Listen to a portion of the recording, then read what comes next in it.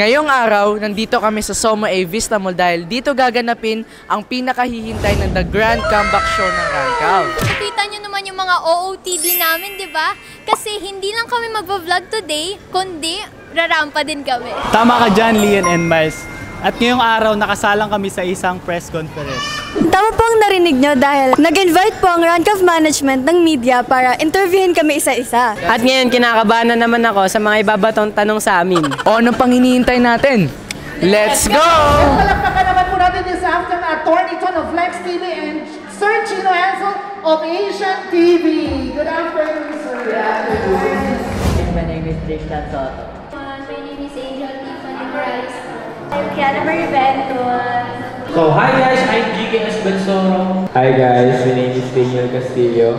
Hi, I'm Luna Amor, your pangga. Hi everyone, my name is Kirby Cruz. Hi po guys, my name is Claudia Chidem Ramos. Hi guys, my name is Justus Casi Medina. Hi guys, I'm CJ Figueroa. Hi guys, my name is Miguel. Hi everyone, I'm Lian Valiago and I'm so happy to be here. And guys, my name is Ira Malsena and we are the Million and Ano ba talagang meron kayong dalawa? Siguro namin magpakiligit at pasaya. Gusto ko lang pong sabihin na hindi porket kung ano po yung nakikita natin sa social media is ganun. Bilang isa po sa TikTok influencer, we all know na isa po tayo sa nagiging role model ng iba.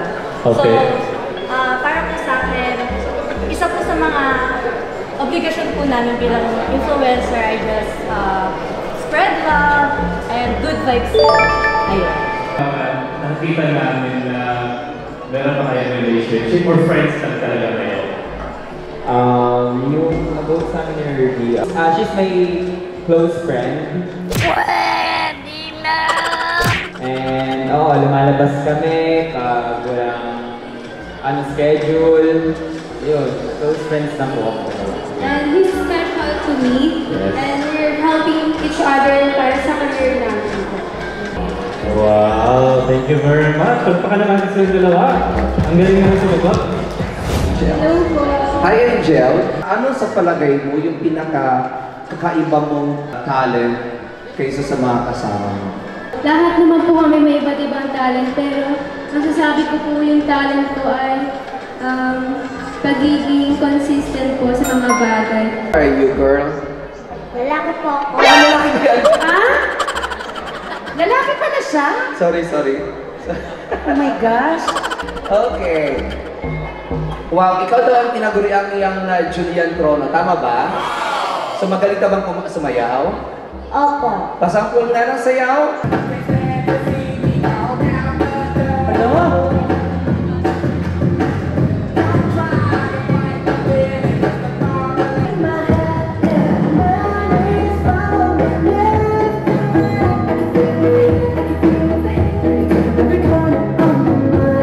So hindi naman pinagbabawal sa inyo ng management o napag-usapan yung minsan?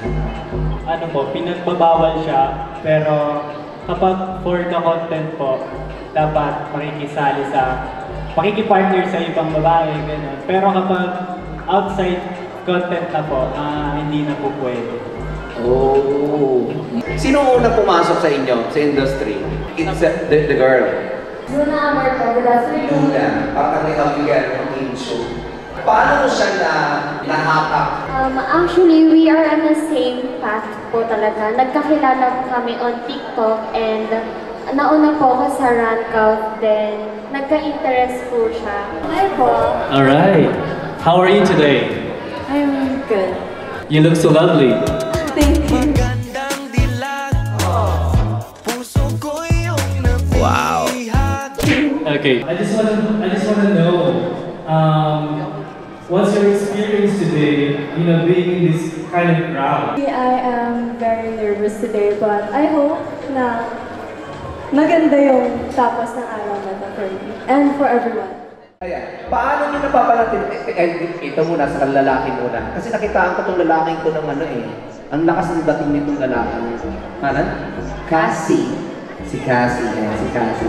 Kasi sana hindi lang, sana mag-focus ka lang sa sa career mo, no?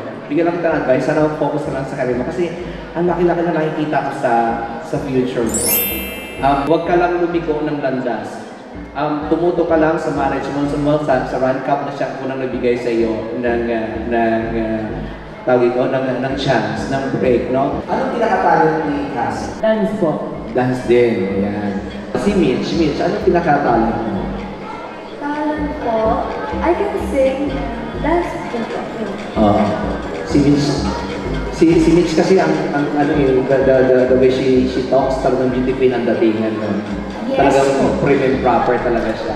Dito sa bata, no, I'm not gonna ask you a question, no? Pero gusto ko lang sabihin sa'yo that you have a future. Ang laki ng future mo, Iho, wag lang lalaki yung ulo mo, no? Ang palakihin mo yung future mo, wag yung ulo mo. Kasi ang galing ng batang ito, randomly, he throws questions na sabi ko parang sanay na sanay. Medyo mahirap mag-adlib kapag ka medyo bago ka pa lang sa industriya. But this guy, ang galing niya mag-adlib. Saan ka natuto? Sa mga online episodes po ng RANCAF, tinuturuan po kami ng direct namin si Sir Ronald kung paano po magsalita ng maayos po. Ang galing, kasi pati ako kinikilig sa inyo eh. Sa totoo lang, kinilig ako sa tanda kong ito ha. Sa tanda kong ito, kinilig pa ako sa inyo, lalo na kasi yung girl din kasi medyo pa-charming ng konti. So parang medyo pa-hard to get ng konti. So kaya sabi ko nakakatuwa sila, para silang younger version of Maine Mendoza and Alden Richards. Kaya wag lang lalaki yung ulo ninyo, no? Palakihin ninyo ang future ninyo sa industry, and I just really hope that one of these days tayo pa rin makikita sa showbiz, no? Okay. Thank you, bro. Yeah. Ano yung pinaka-secret mo dun sa content? Yung content ko po kasi dati, nagsimula ako na puro rap. Nag-rap po ako sa mga social media accounts ko. Hindi ko in-expect na magbo-boom siya. Dati yung content ko doon all about sa mga nangyayari sa lipunan. For example, COVID, batang 90s. Tapos kung ano-ano pa yung mga topic na nirarap ko. Then one time, nagulat ako, biglang nagbo-boom siya sunod-sunod. So tinuloy ko. Then after nun, nag-work ako, tumigil ako sa TikTok, tumigil ako, nag-stop ako. Then kinausap ako ni Sir Ronald, yung manager namin, na what if bumalik ka dito and tututukan kita ganun. Then ayun po, simula nun, bumalik ulit yung career ko dito sa RANCAF. So yun po. Pwede ba kami makakuha ng live na sample ngayon? Sinulat ko. Game. Alas 12 na tanghali nang ako ay magising. Tila galing sa pagkabangungot ng pagkalagin. Pagkat sa aking pagdila para bang ako'y namulat sa kasalukuyan na sakit na kaibilis kumalat. Coronavirus ang pangalan, COVID-19 kung tawagin. Mapupuksa din yan sabay-sabay na manalangin. Titular na nandito ako sa event ninyo from GMA. And nakita ka pala niya before. Doon po ako nag-start bale. Siyempre si tatay, ang aming manager, sinabi niya sa akin na kasi parang may pilot episode, tapos isasali nga ho ako. Eh di ko nga po alam na parang competition na talagang pagalingan talaga. Alam ko lang pa-cute, banda, ganun po yung eksena doon sa EV. Tapos ayun po, hindi ko alam na makakapasok ako. Sample! Ladies and gentlemen, doing a sample ng ating It Bulaga Music Hero Grand Winner taong 2017. Tama ba ako, Edmark? 2017, di ba? 2017. Wow. Kung makakanta natin. Tayo'y nagsumpaan na ako'y sa'yo at ika'y akin lamang. Palakpakan for Edmark Borja! Nakita ko dito na pagkakambo nila. I mean, di ba sabi ko nga ngayon, meron akong background sa psychology and talagang, I think napaka-well-trained talaga sila. Hindi ko sila kita ng mayabang, o, di ba? Ang tanong ko sa iyo, Sir Ronald, paano niyo po nang-maintain itong training na to? You are trying to instill moral fibers and values sa lahat ng mga tinitraining niyo po? Sir Chito, sorry. Thank you for your question. I know handling people is pinakamahirap.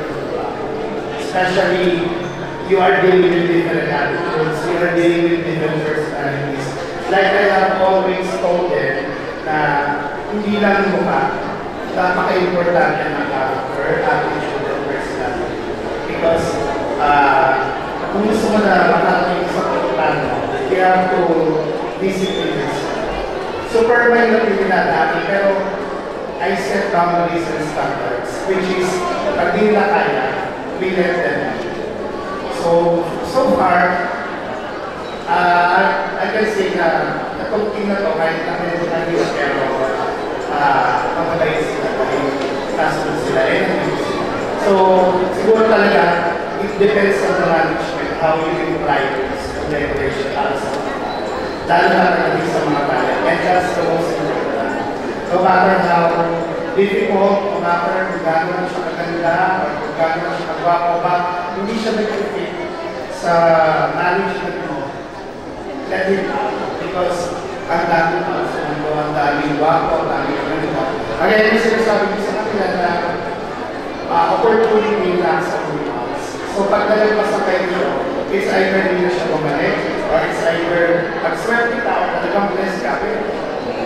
So, grab the opportunity wonder yan. Kasi hindi man sila mag-artist ba, I know and I feel that in time, they will use this, their training and their personality development na makukuha nila sa akin in their different life and different aspect of their life, such as their work and kung ano-ano makukuha. So that's the core values na in-insist namin sa lahat ng management with my talents and with the people and everyone. And not just them, but with the other models and talents that nandun na people. So thank you, Sir Gino and Attorney Paul para sa very supporting na kami sa akin sa tulong nila. At least I give them the experience na may interview ng mga media personality. Thank you po.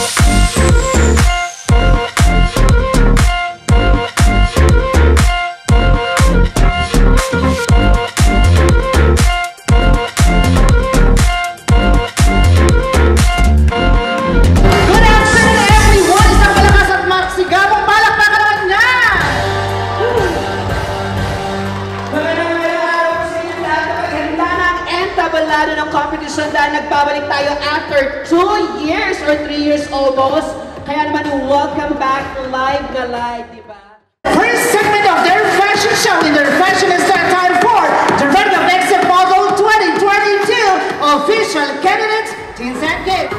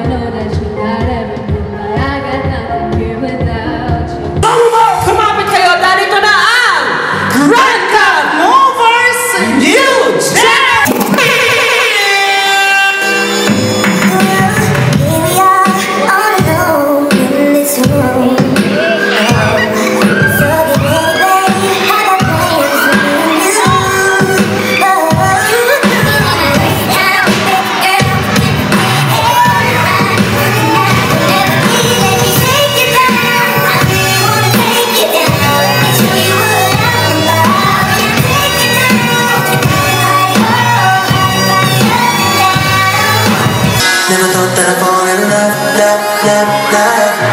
But I grew from a simple crush, crush, crush, crush. Being without you, girl, never so messed up, up, up, up. When you walked out, said that you had enough, enough, enough. Beautiful.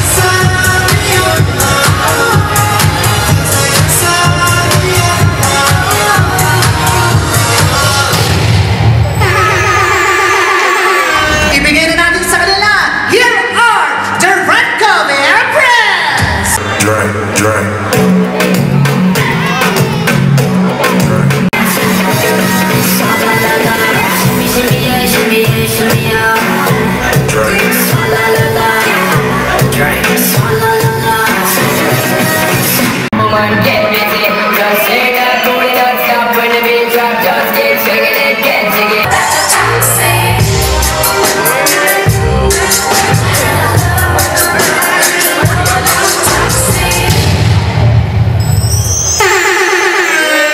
Ayun guys, so grabe kakatapos lang po ng event namin at syempre grabe nakakapagod no, di ba? Pero guys, super nag-enjoy kami kasi dahil after pandemic, nakapag-event ulit kami. Ayan, tama.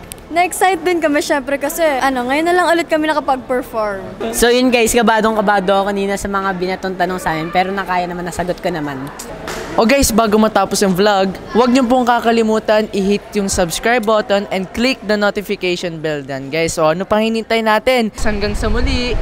Bye!